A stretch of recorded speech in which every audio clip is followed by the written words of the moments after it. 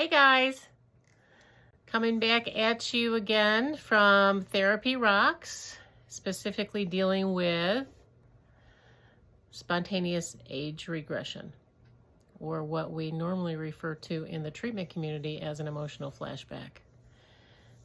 This refers specifically to people who experienced pretty severe long-term childhood trauma.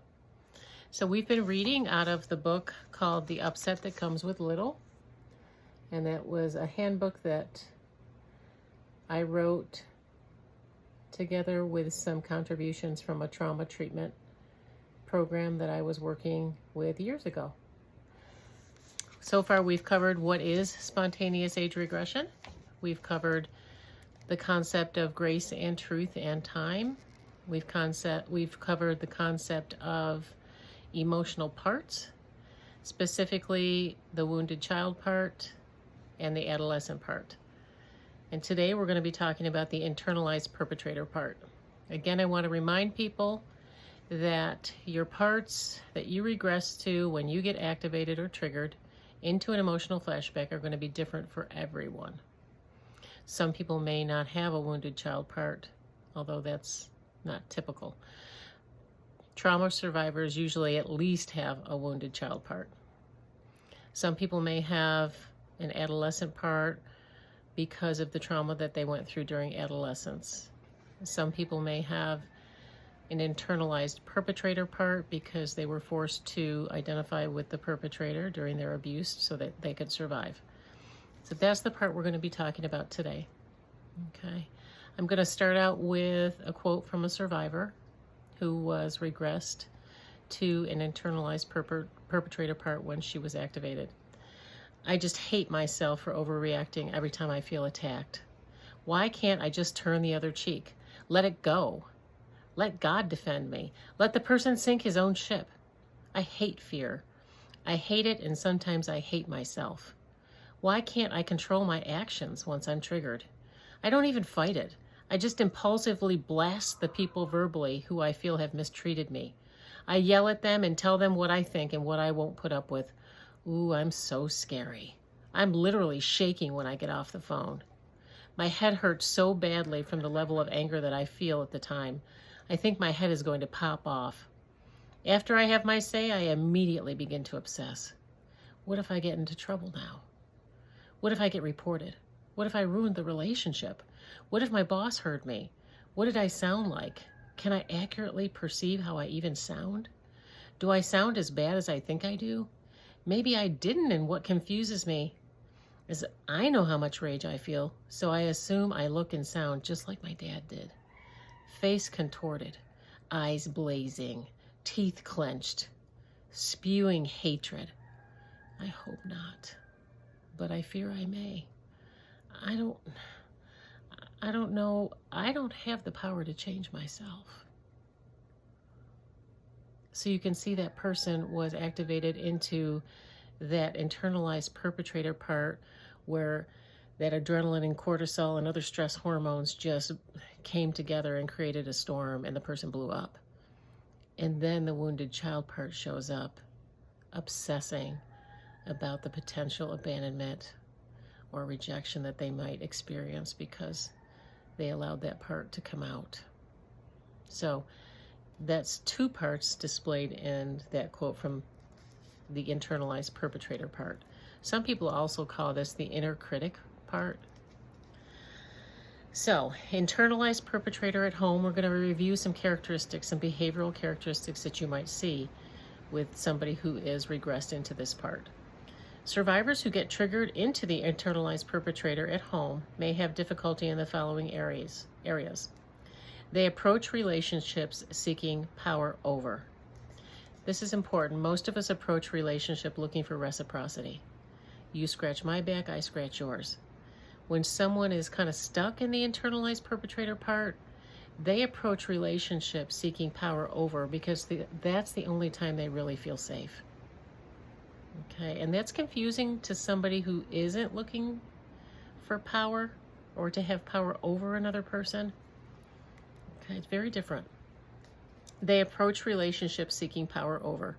They may operate by the law of the jungle. It's either you or me, and it's not going to be me. They may take things very personally and may overreact at the slightest hint of criticism or rejection from their family members. They may physically, verbally, or emotionally abuse their family members. They may overreact with teachers and others who are involved with their children. They may have difficulty getting along with neighbors due to the fact that they distort things. Their perceptions are distorted and they tend to overreact frequently. They may have difficulty respecting the boundaries of their neighbors or family members. So again, you see a lot of boundary infractions, either not respecting boundaries of other people, overreacting, sometimes crossing a boundary to the extent that it would be considered abuse. And again, very sensitive to criticism and rejection. I always say to people who find themselves here to remember to give yourself a lot of grace, because you were forced to identify with the perpetrator to survive. You were creative enough to do that to survive. So it's all about helping you realize that ding dong, the witch is dead. That type of behavior is not necessary anymore because it isn't dangerous anymore. Internalized perpetrator at work. People who get triggered into the internalized perpetrator part at work may have difficulty in the following situations. They may be extremely judgmental of themselves and others. They may overreact to the way others speak to them or treat them. They may have discipline problems due to the fact that they're always having that $100 reaction to a 10-cent problem. They may violate the boundaries of coworkers. They may have difficulty respecting authority.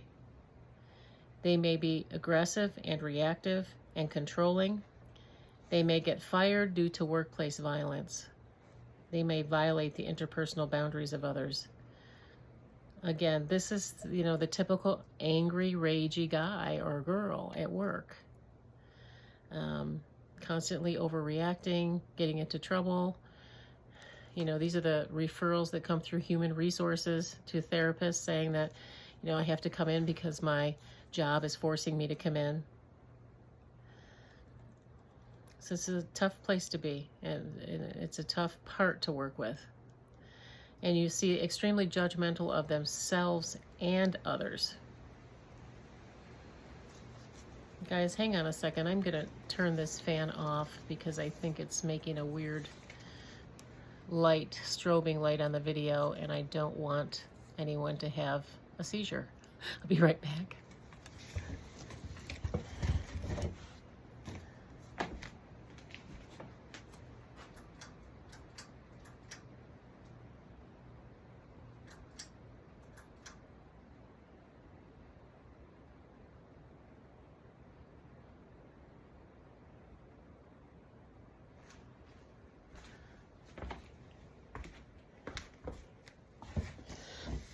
Okay, that should slow down and stop and be better. Sorry about that. Okay. Internalized perpetrator socially. Survivors who get triggered into the internalized perpetrator socially may have difficulty in the following social situations. They may misperceive and overreact to the way others speak to them or treat them. This leads to social rejection by others and avoidance on the part of the survivor. They may sense that others don't want to be close to them, which reinforces the shame cycle. They again may violate the interpersonal boundaries of others. They may get arrested for assault or sexual abuse. They may struggle with serious addiction. They may be socially isolated, agitated, and depressed. They may have difficulty maintaining relationships or friendships, and they may be very difficult to get along with. So again, these are folks that really, internally are struggling, but unfortunately on the outside, doing these behaviors that are keeping other people away from them, which is a self-fulfilling prophecy. Now we're going to go into section 3 and we're going to start to put it all together. Now that you have a better understanding of some of the more common younger parts of the personality, I want to introduce the concept of the attachment to the perpetrator and the most grown-up part of the personality. This part has also been called the apparently normal part. Okay, so most grown-up part has also been referred to as the apparently normal part. Richard Schwartz in Internal Family Systems sometimes refers to it as the self. The teaching diagrams on the following pages depict both typical child parts and the most grown-up part of the psyche, as well as the process of breaking the attachment to the perpetrator. As you will see, one of the main problems is that there is a lack of integration of these parts. The emotional parts, wounded child, adolescent, internalized perpetrator part, are hanging out just below the surface, frozen in trauma time, while the most grown-up part, or apparently normal part, is trying to function in adult life. This apparently normal part is the part we show the world. It's the part we take to work, very task-oriented part of us that takes care of business and moves on in life even when the emotional parts are struggling. As mentioned earlier, the goal of healing is integration, cooperation, and wholeness. As long as these parts remain unintegrated, there can be no healing or recovery from the original trauma or traumas. In order to help your most grown-up part prepare for integration and healing, one of the most helpful things you can do is what I call loading the information on the hard drive. The hard drive being your brain, your prefrontal cortex, so the part of your brain that's the thinking part, not the limbic brain where all the trauma lives. You can do this by reading and listening to as much reliable information as you can get on the healing and recovery of complex PTSD, and discussing this information with your therapist or support person. This will allow the most grown-up part of the psyche to share this wisdom with the child parts when they are ready and in a safe place to hear it. Little by little, you can titrate this wisdom into the minds of the child parts, and in so doing, you can bring them into the present where they can join you in the grown-up world. Again, this is a process. Little by little, you titrate this wisdom, you share this wisdom with your child parts to bring them into the present day, because they live in trauma time. So when a person gets activated, they have an emotional flashback and they literally regress and re-experience the original trauma. So when they are re-experiencing that original trauma, they're going through it again. That part of them, that child part of them that went through it the first time, they're going through it again. As we heal, we want to share the adult wisdom with them and let them know that we're big now. You know, we have a car, we have a job, we have money, we have power, we have choices, we have options. And little by little, these child parts start to recognize and realize that they're not little anymore. And that's when the integration really starts to happen. And, you know, the parts start to work together better, you know, to stabilize during one of these instances of regression.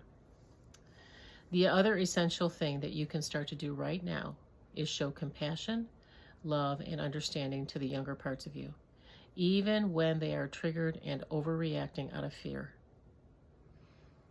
Hating or showing disdain for these parts will not contribute to your overall healing. These parts need consistent, patterned responses of grace and truth in order to heal, grow, and integrate, which is really what we all need. And again, I suggest that you go and read about grace and truth. Okay, so just want to stop and say something about this. I see a lot of patients in my office that are trying to heal and integrate from childhood trauma. About 50% of those folks or more show hatred and disdain for their parts. They want this part to just go away. They want these child parts to just disappear. They hate them. They actually verbalize those things in my office. And certainly we can all understand. If it were that simple and we could just stamp out these parts and be done, then I'd say let's go for it. But it's not that simple. When you do that, what you're doing is actually tacking time onto your healing process. When you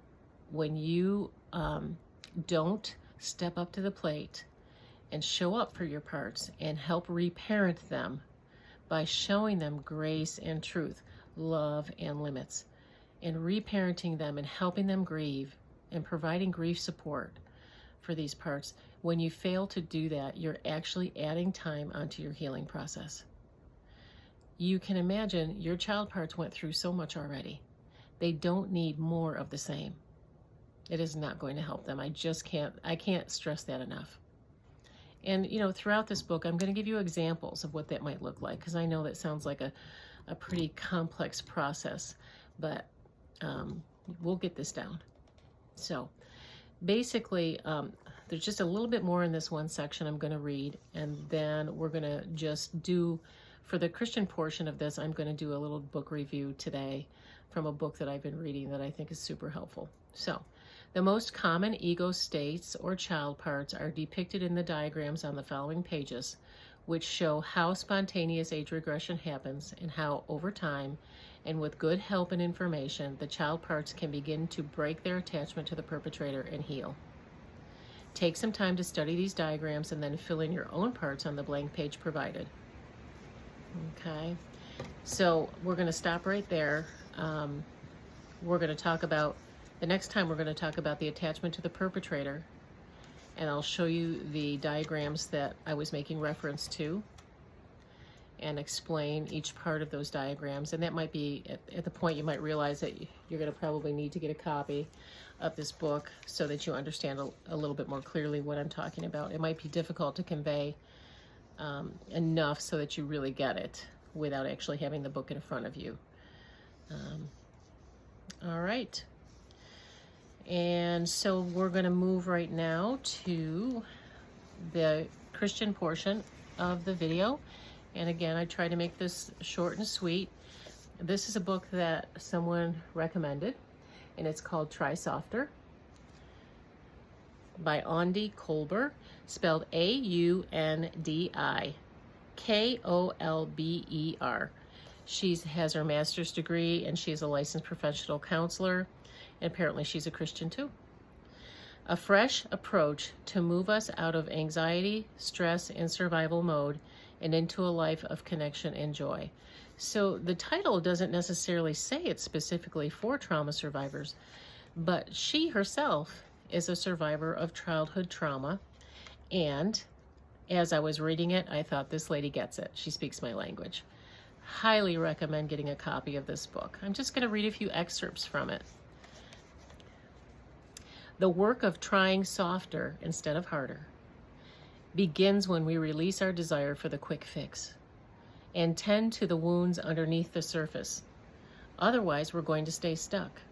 When losing weight doesn't make us feel valuable, when we discover that the people we've decided have all the answers are wrong, when anxiety returns minutes after we thought we'd handed our cares over to God, we may feel more hopeless than ever. This is why the ability to think about personal growth, people, issues, and relationships as a process matters a great deal.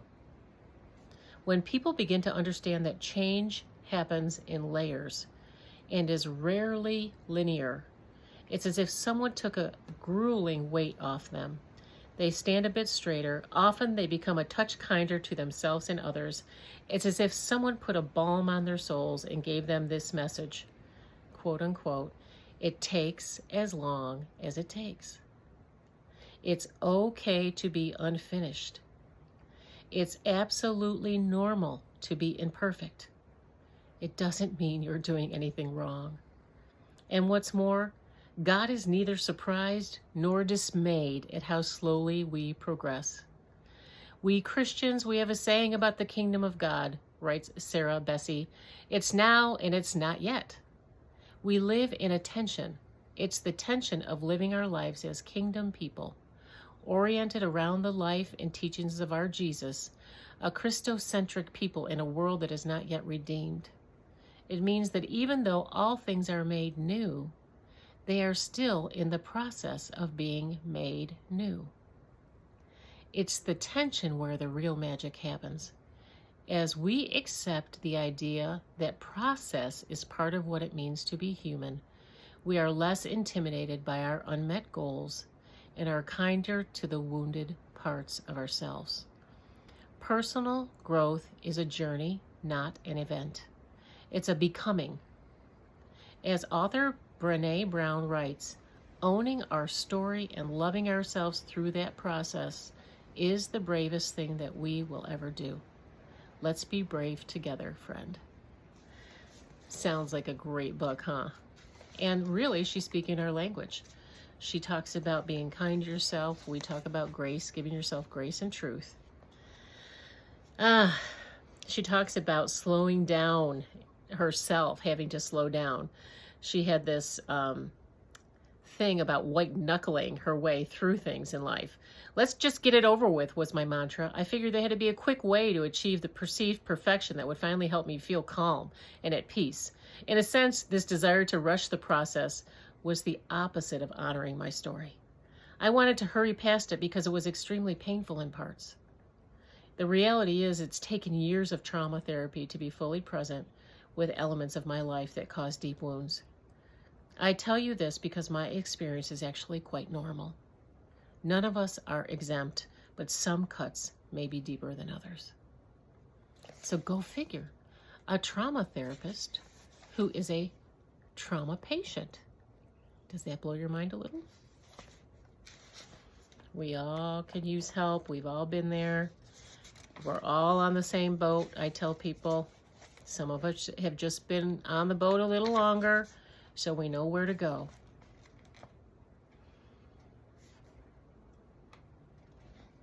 Yeah, so as I'm looking through this book, there's just so many excerpts that are very good. So she gets into attachment disorders, attachment wounding.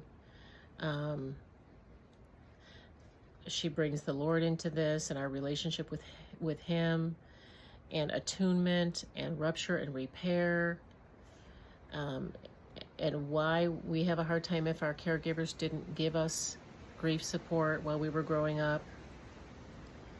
Yes. So that's all I'm going to say about this book. There's tons of really good stuff in it. Healing insecure attachment styles. The ultimate attachment, which is to Christ. I'm about 2/3 of the way through it, and I just can't say enough about it. Really good phase 1, part of your phase 1 treatment approach.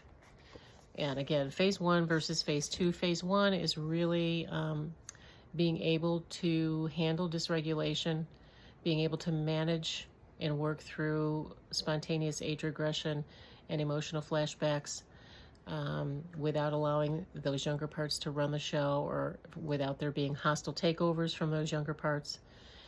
That's all phase 1 work. Learning the language of trauma, being able to start to reparent your parts,